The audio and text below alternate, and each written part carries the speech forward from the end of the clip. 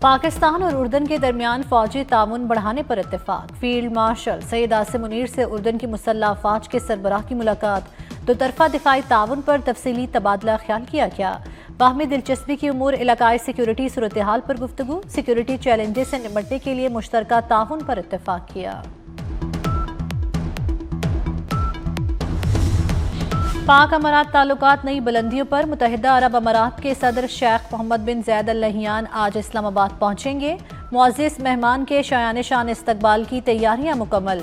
اعلیٰ سطح کا وفد بھی متحدہ عرب امارات کے صدر کے ہمراہ ہوگا۔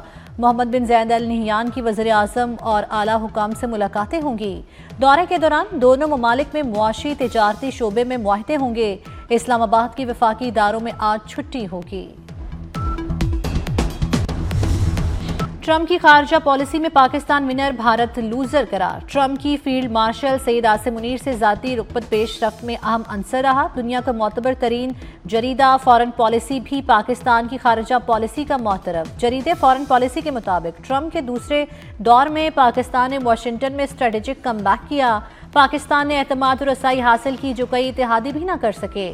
ٹرمپ کی فیلڈ مارشل سے قربت نے پاک امریکہ تعلقات کو نئی جہت دی۔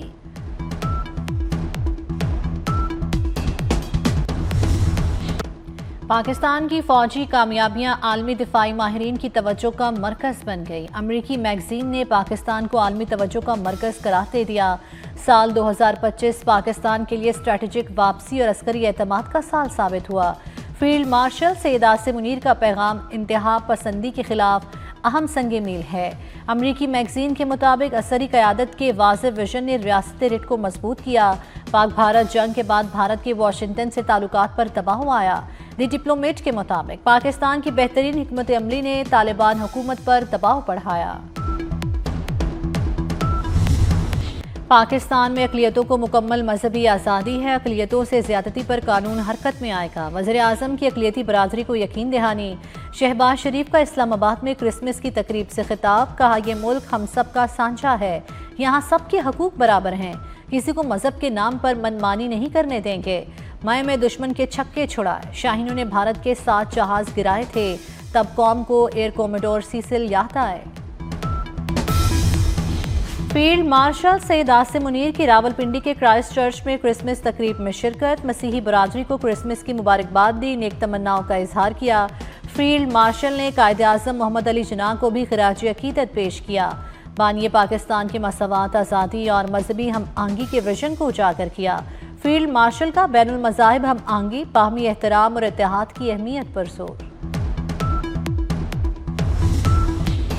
وزیر داخلہ محسن نقوی کی اسلام آباد میں گرجا گھر آمد۔ Our lady of Fatima Catholic church آمد پر بشپ نے محسن نقوی کا استقبال کیا۔ وزیر داخلہ کی کرسمس کی تقریب میں شرکت۔ مسیحی برادری کو کرسمس کی مبارکباد دی۔ بچوں نے محسن نقوی کو ویلکم پھول پیش کیے۔ محسن نقوی نے کہا کرسمس خوشیوں، محبت اور بھائی چارے کا پیغام دیتا ہے۔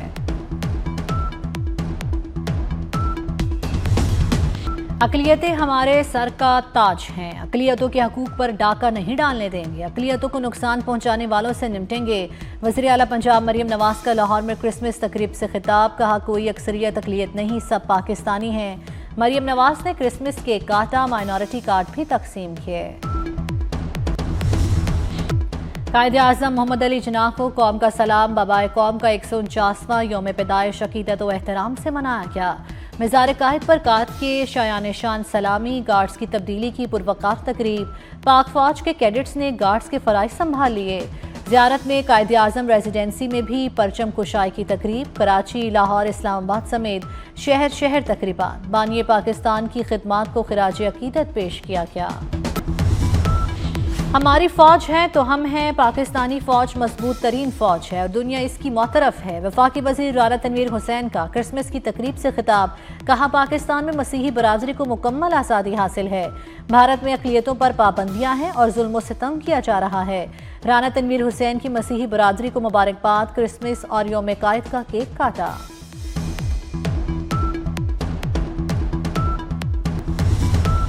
باہمی احترام اور رواداری کی خوبصورت روایات برقرار۔ City news net work head office میں کرسمس کی بڑی تقریب۔ کرسمس ٹری سجایا گیا۔ وزیر داخلہ محسن نقوی نے سٹاف کے ہمراہ کرسمس کیک کاٹا۔ مسیحی سٹاف میں کرسمس تحائف تقسیم کیے۔ سٹی نیوز نیٹ ورک فیملی ممبران نے خوب ہلا گلا بھی کیا، مسیحی برادری کو مبارکباد دی۔ مسیحی برادری نے کرسمس جوش و جذبے سے منائی، گرجا گھروں کو خوبصورتی سے سجایا گیا، کرسمس کے گیت گائے گئے، منہ میٹھا کرنے کے لیے کیک خریدے گئے اور مزے مزے کے کھانے بھی تیار کیے گئے۔ شہر اقتدار میں ضلعی انتظامیہ کے زیر اہتمام آتش بازی کا شاندار مظاہرہ، فضائیں رنگین روشنیوں سے منور ہو گئیں۔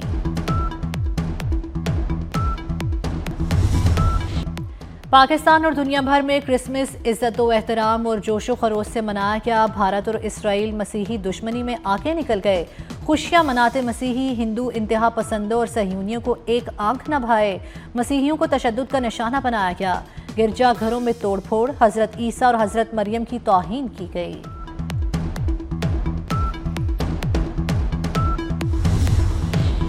ویٹیکن سٹی میں کرسمس پر خصوصی عبادات، پوپ لیو کا جنگوں کے خاتمے کا مطالبہ، غزہ کے فلسطینیوں کا بھی ذکر کیا، فلسطین، لبنان، شام اور یوکرین میں امن کی دعا کی۔ برطانیہ کے شاہی خاندان کی سینٹرنگم میں لوگوں سے ملاقات، بچے شہزادی کیٹ سے مل کر بہت خوش ہوئے۔ امریکی صدر ٹرمپ کی بھی کرسمس پر مبارکباد، ڈونلڈ ٹرمپ کے بائیں بازو کے لوگوں پر کڑی تنقید، سوشل میڈیا بیان میں کہا گندے لوگوں کو بھی کرسمس مبارک ہو۔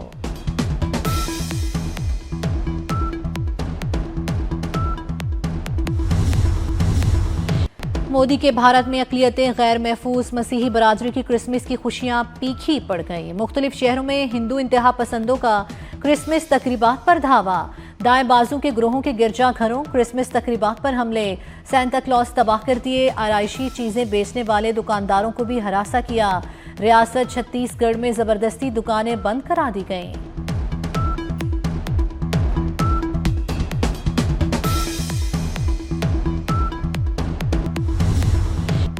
بلاول بھٹو نے کراچی میں انڈس ہسپتال کی نئی عمارت کا افتتاح کر دیا۔ اپنے خطاب میں کہا غریبوں کا خیال رکھنا ہمارا منشور ہے، روٹی، کپڑا اور مکان ہی ہماری سیاست کا محور ہے۔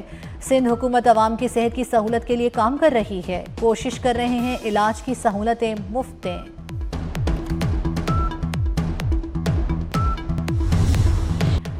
شہریوں کو لوٹنے والا منظم گروہ پکڑا گیا، آن لائن انویسٹمنٹ کا جھانسا دیا جاتا تھا۔ وزیر داخلہ سندھ ضیاء الحسن لنجار کی پریس کانفرنس، کہا 10,000 سے زائد سمز بھی قبضے میں لے لی گئیں۔ چھاپے میں 37 کمپیوٹرز اور 40 موبائل فونز برآمد ہوئے۔ کال سینٹرز میں 1.5 ارب سے زائد کی ٹرانزیکشنز کی جا رہی تھیں۔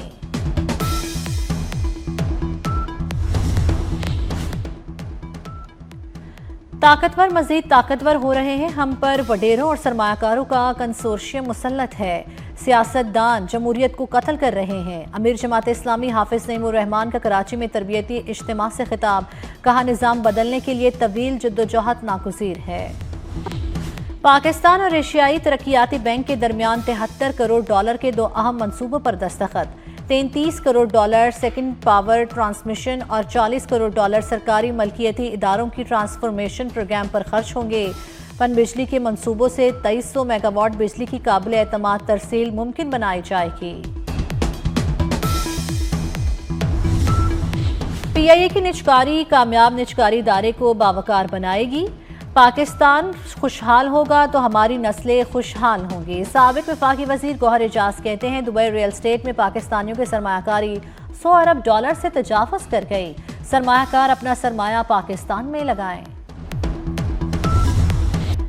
کلات میں انٹیلیجنس بیسڈ آپریشن، 8 بھارتی حمایت یافتہ دہشت گرد ہلاک۔ ISPR کے مطابق 24 دسمبر کو کارروائی میں فورسز نے دہشت گردوں کے ٹھکانے کو نشانہ بنایا۔ ہلاک دہشت گردوں کے قبضے سے بڑی تعداد میں ہتھیار اور بارودی مواد برآمد ہوا۔ DI خان میں بھی آپریشن، 2 خارج مارے گئے۔ وزیر اعظم اور وزیر داخلہ محسن نقوی کا سیکورٹی فورسز کو خراج تحسین۔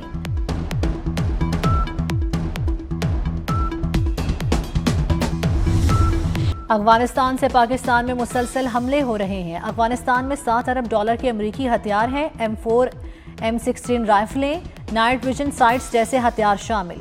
ہتھیار بلیک مارکیٹ میں فروخت ہو رہے ہیں۔ امریکی جریدے دی جیو پالیٹکس کی رپورٹ، پاکستان بارہا شواہد کے ساتھ ثابت کر چکا افغان طالبان دہشت گردوں کے پشت پناہ ہیں۔